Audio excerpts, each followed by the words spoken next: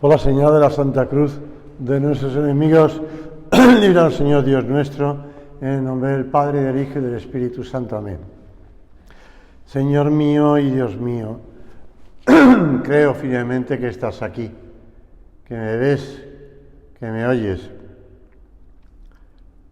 Te adoro con profunda reverencia. Te pido perdón de mis pecados y gracia para hacer con fruto este rato de oración. Madre mía Inmaculada, San José, mi Padre y Señor, Ángel de mi guarda, interceded por mí.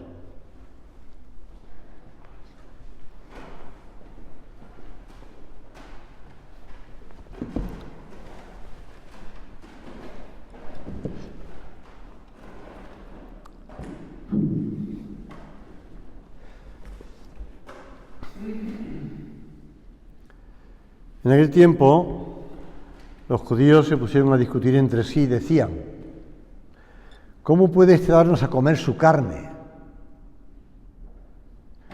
Jesús les dijo: en verdad os digo, si no coméis la carne del Hijo del Hombre y no bebéis su sangre, no tenéis vida en vosotros. El que come mi carne y bebe mi sangre tiene vida eterna, y yo lo resucitaré el último día.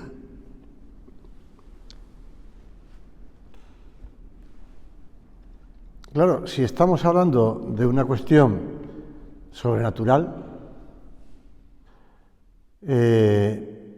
recordamos que los signos que hacía Jesús eran señales de su doctrina, de que su doctrina era verdadera. Por tanto, cuando los judíos le ven que multiplican los panes y los peces para comer a multitud, pues no pasa nada. Pero en cambio, cuando Jesús les habla de que tienen que comer su carne y beber su sangre, ellos se escandalizan. Pero no habéis escuchado, no habéis visto que os he dado de comer.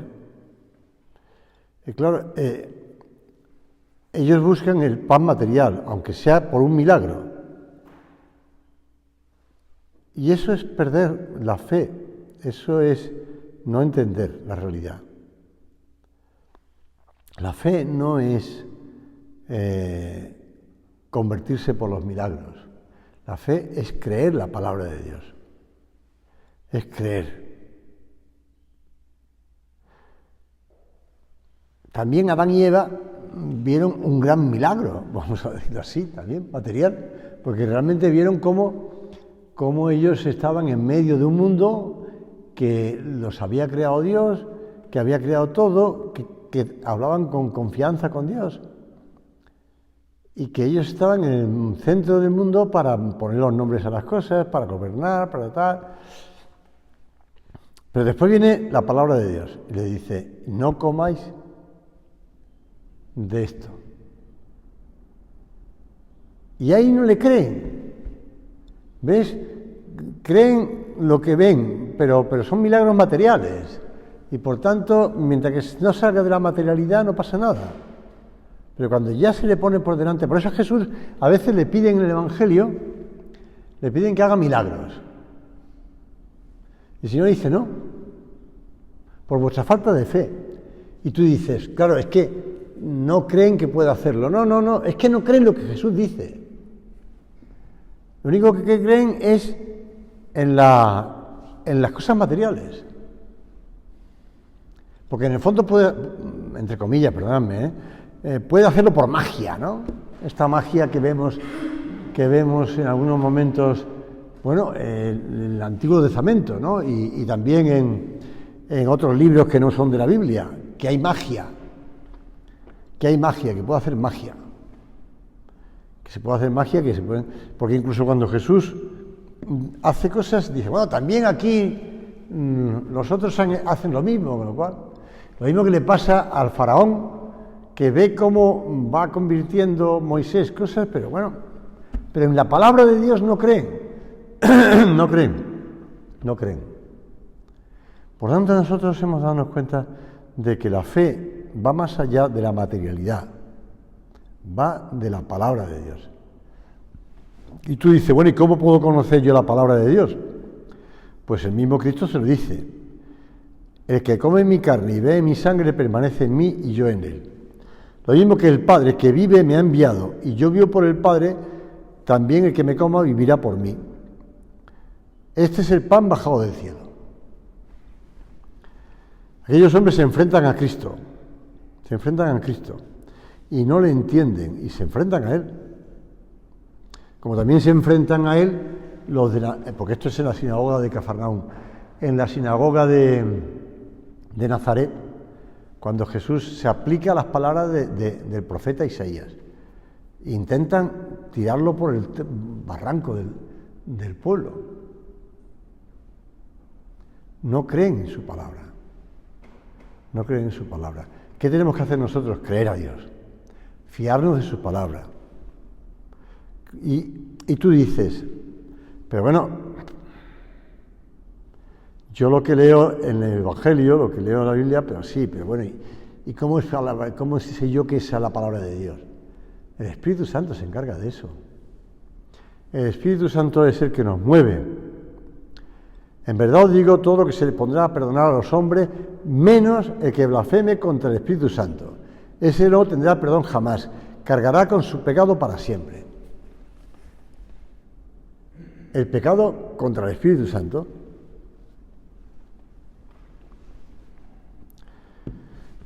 Hace un tiempo me contaban de una persona que estaban embarazados y que los análisis de los médicos habían dicho que iba a nacer la criatura con síndrome de Down y que por tanto ellos pensaban abortar, aunque ya llevaba tiempo, no fueran semanas o 2 o 3 meses, sino más. Pensaban abortar. Entonces, a quien se lo contaba, me decía, no, si yo sé lo que tú piensas, que está mal, pero vamos a abortar. Claro, cuando una persona te dice eso, es que no cree lo que Dios le está diciendo. Por mucho que sepa que está mal, o que tú me vas a decir que está mal, o que para la Iglesia Católica el aborto es un horrible crimen y que es un pecado muy grave, no, me da igual, aunque la gente diga que es una vida humana desde el primer momento de la concepción, pero bueno, a mí me da igual, yo no creo a Dios. Es decir, no creo en lo que estoy haciendo, me da igual porque la vida humana para mí, en este caso, pues lo que quiero es quitarme un problema de encima y me lo cargo. Es que eso tiene consecuencias, como todo lo que le dijo a Adán y Eva, ¿no? No comáis de eso, ¿por qué? Porque moriréis. Y entonces ellos no se lo creen.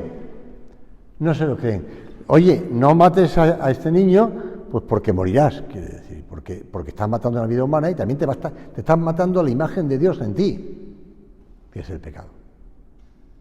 Te estás matando la vida de Dios en ti y vas a ser pues una persona infeliz porque vas a matar a Dios en ti. Bueno, pero lo que quiero yo es quitarme ese problema de encima y seguir adelante, ¿no? Porque ya tendré la oportunidad. Sin entrar en que son consecuencias de otros pecados anteriores, el que les lleve al aborto en caso de síndrome o que sea, pues entran en otros temas, en el fondo es que no creen a Dios.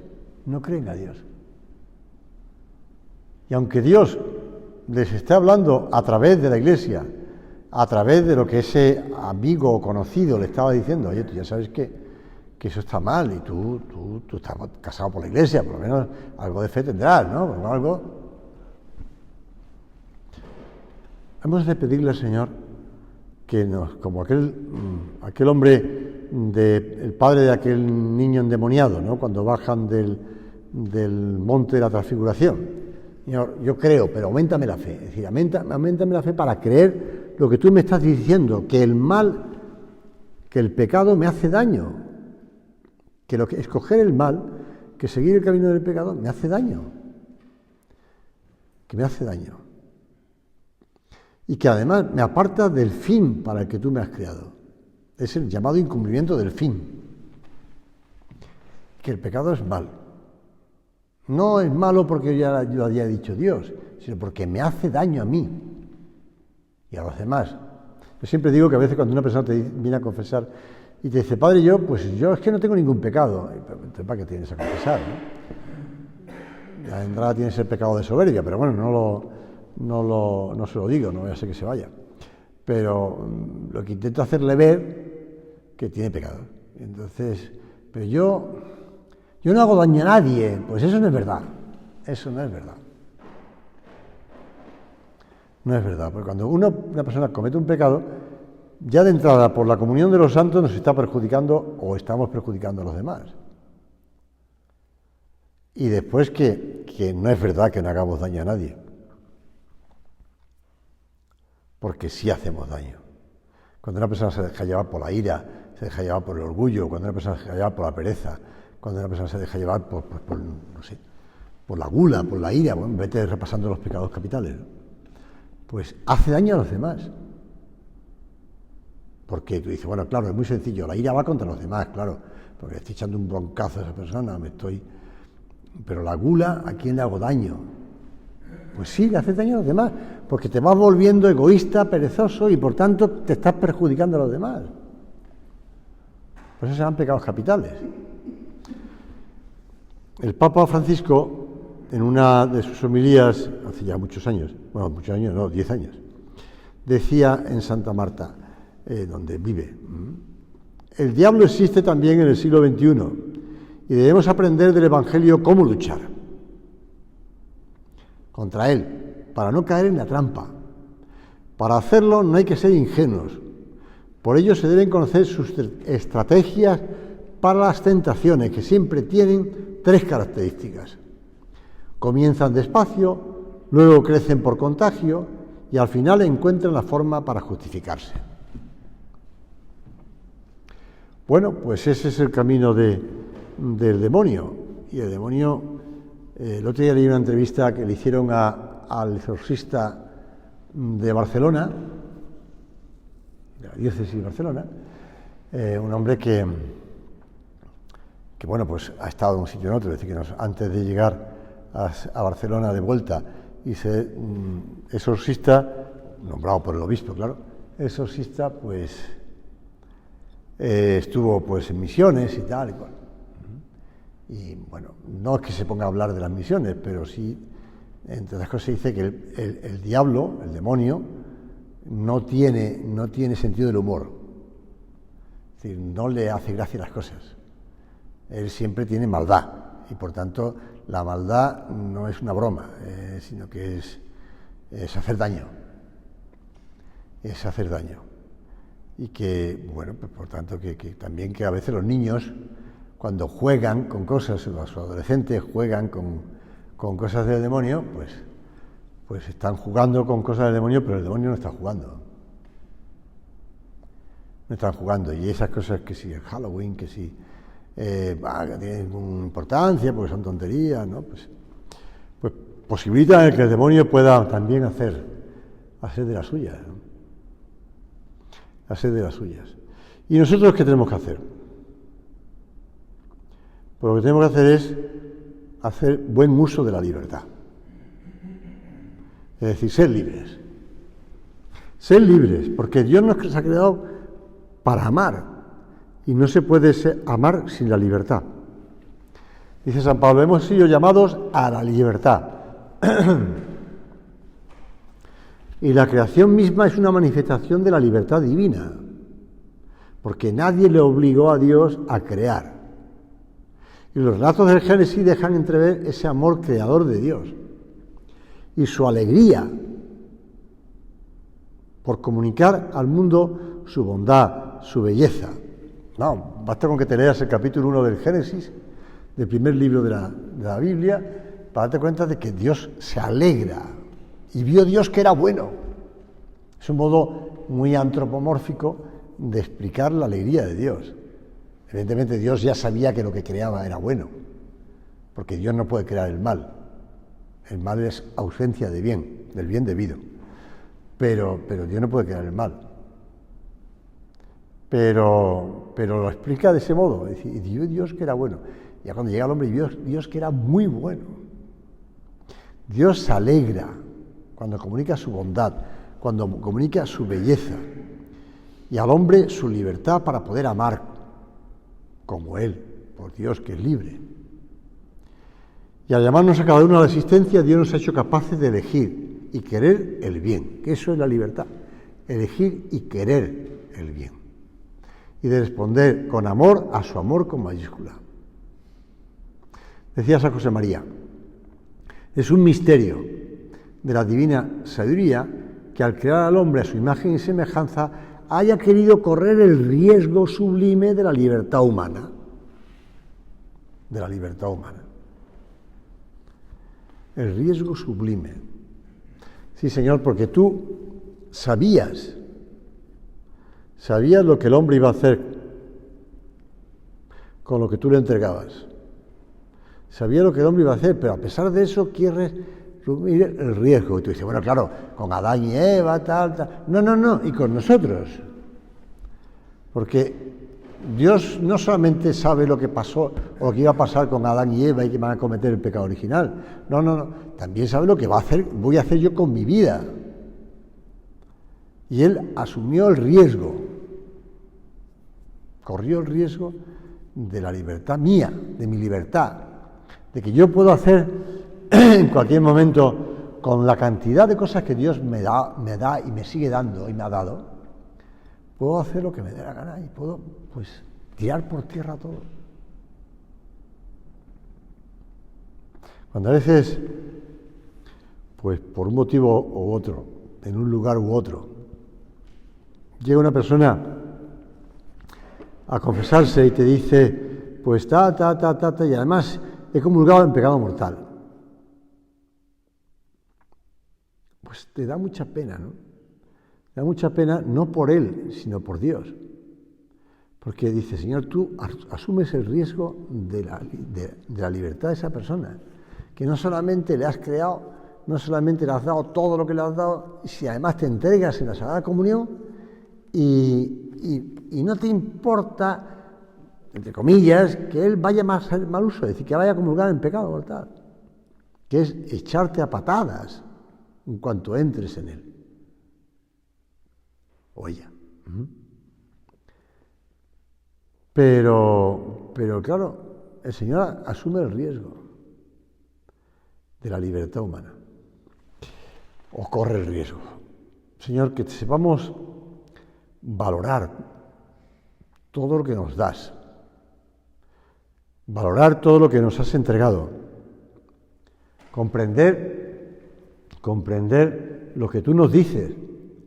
Y creerlo, lo que tú nos dices, creer lo que tú nos dices. Y por tanto, pues fiarnos de ti y hacerte caso. Y si tú nos dices que esto es bueno, pues hacerlo, escogerlo. Y si tú nos dices que esto es malo, pues no escogerlo. Eso es la libertad, escoger el bien. Y no escoger, pues, lo que nos dice el demonio, digo, porque estoy hablando del pecado original, ¿no? Adán y Eva, como fueron tentados por el demonio, que le dijo, no, seréis como dioses. Seréis como dioses. Fiarnos de lo que nos dice el demonio, fiarnos de lo que nos dice lo que nos dice nuestra libertad, nuestro gusto, nuestro capricho, nuestra comodidad, nuestro egoísmo, que es escoger el mal. No pasa nada porque te emborraches. No pasa nada porque, al contrario, sentirás mucho placer.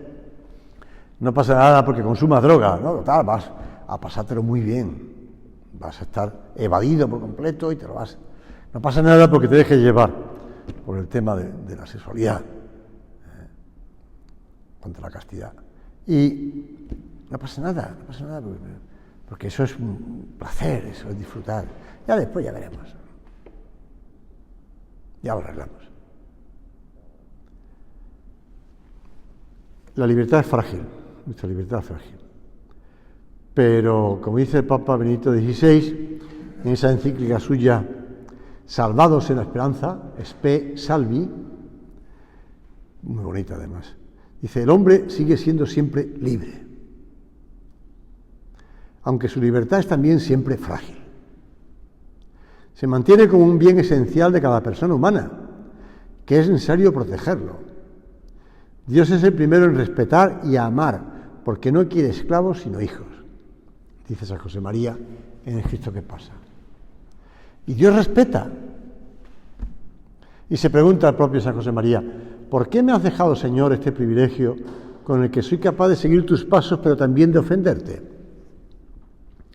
Llegamos así a calibrar el recto uso de la libertad si se dispone hacia el bien, y su equivocada orientación cuando con esa facultad el hombre se olvida, se aparta del amor de los amores. La libertad personal, dice San José María, que defiendo y defenderé siempre con todas mis fuerzas, me lleva a demandar con convencida seguridad, consciente también de mi propia flaqueza. ¿Qué esperas de mí, Señor, para que yo voluntariamente lo cumpla? A veces se insiste mucho en huir del voluntarismo, porque se dice, no hay que hacer las cosas porque hay que hacerlas, porque me lo han mandado, porque me lo han dicho, porque Dios, eso decía Ockham, ¿no? Porque Dios me lo impone con su voluntad. ¿Hay que huir del voluntarismo? Sí, totalmente de acuerdo. Pero eso no quiere decir que no haya que hacer las cosas que Dios nos dice. Eso no quiere decir que no haya que escoger el bien. Hay que ser libre y saber que el bien es lo que tengo que escoger. Y por tanto escogerlo. No para decir, como decía Ockham, si está Dios con su libertad, que hacer lo que le da la gana, pues yo voy a escoger también mi libertad y voy a hacer lo que me da la gana. Eso no es libertad, aparte de eso. Pero claro, es enfrentar mi libertad a la de Dios. Yo tengo derecho. Eso se ha ido transmitiendo a lo largo de la moral durante siglos y se sigue hoy día usando. Si quieres, te lo pongo de otro modo. ¿Por qué tengo que hacer lo que tú me dices, que es pecado? Yo voy a hacer lo que yo quiera, ¿no? Para mí esto no es pecado. Para mí esto no está mal. Para mí. ¿Lo ves? Es cuestión del bien. Que no quiero escoger el bien que Dios me dice, sino quiero escoger mi bien, lo que yo me fabrico como bien. Señor, que no seamos tan ciegos, que nos dejemos llevar por el engaño, la mentira, porque el diablo es el padre de la mentira, y que sepamos de verdad luchar por amor hasta el último instante. Yo no sé si tú has estado alguna vez visitando Bailén. Yo, como vivía en Jaén durante 3 años, pues algo conocía. Pero también fui en cierta ocasión desde Madrid a visitar el lugar de las famosas batalla de las Navas de Tolosa, ¿no? Que está, si vienes desde Madrid, antes de llegar a Bailén, las Navas de Tolosa. Esa batalla contra los moros que intentaban seguir conquistando España, ¿no? O que no reconquistaran España los cristianos. Pues, pero en Bailén ocurrió también otras batallas. Ahí ganó el general español Francisco Javier Castaños, ganó a los franceses que estaban ocupando toda España. Y por su victoria le fue concedido después el título de Duque de Bailén. Pues cuando el mariscal francés Dupont se le rindió con 22.000 soldados, al rendirse le entregó la espada diciendo: «Tomad, señor, esta espada, vencedora en 100 combates». Y Castaños la recibió y contestó: «Pues yo, señor, es el primer combate que gano». ¿Por qué te cuento esto? Pues porque lo importante no es ganar la última batalla, hay que ganar cada batalla. Por supuesto que hay que ganar la última batalla, ¿no? Pero hay que luchar en cada batalla como la que hay que ganar. Porque este general Dupont perdió una batalla, la última batalla. Había ganado muchas anteriores, pero perdió la última. No podemos decir, bueno, no pasa nada, ya, la siguiente o la siguiente. Hay que luchar en cada caso. Hay que luchar en cada concreto caso, no dejarlo para la siguiente. Hay que exigirse y luchar. Conscientes de que el Señor pues está pendiente de nosotros en cada lucha y que nos está ayudando. Y que después, si nos hemos dejado llevar, pues nos perdona. Es muy bonito, a mí me encanta ese pasaje del Catecismo de la Iglesia Católica, en el que dice, solo Dios perdona los pecados, no uno a sí mismo, Solo Dios perdona los pecados. Porque Jesús es el Hijo de Dios que dice de sí mismo, el Hijo del Hombre tiene poder de perdonar los pecados en la tierra y ejerce ese poder divino, tus pecados están perdonados. Y explica el Catecismo de la Iglesia Católica que solo el corazón de Cristo, mejor dicho, que solo Cristo, Hijo de Dios, nos puede mostrar cómo es el corazón del Padre en la parábola del Hijo pródigo. Solo el corazón de Cristo, que conoce las profundidades del amor de su Padre, pudo revelarnos el abismo de su misericordia, de una manera tan llena de simplicidad y de belleza. Es Dios el que nos perdona. Pero tenemos que acudir a Él, claro, para que nos perdone. Pero en la parábola del Hijo pródigo que Cristo nos muestra el corazón del Padre, ese amor de Dios Padre por nosotros, de ese modo tan entrañable, tan real, tan palpable, tan seguro, tan confiado.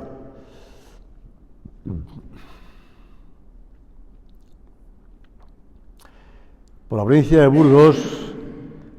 de Burgos hay un dicho muy gráfico. Al que no piensa, se le apiensa.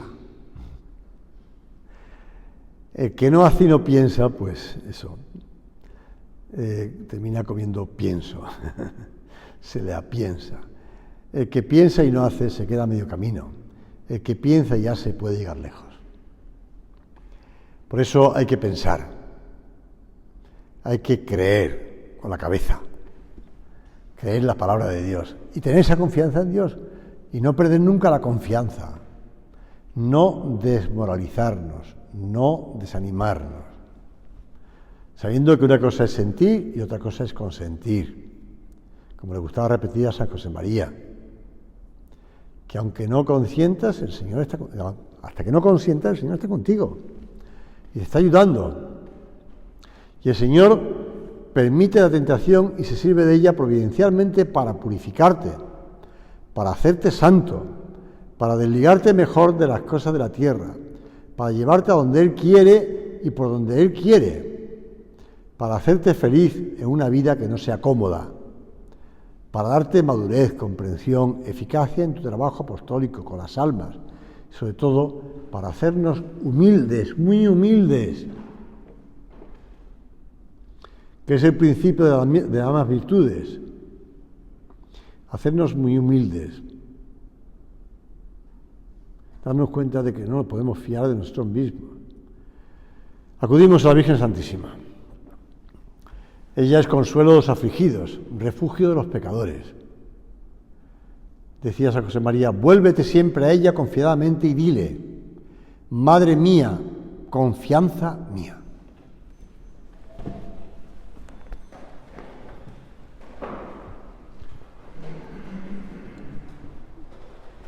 Te doy gracias, Dios mío, por los buenos propósitos, afectos e inspiraciones que me has comunicado en esta meditación. Te pido ayuda para ponerlos por obra. Madre mía Inmaculada, San José, mi Padre y Señor,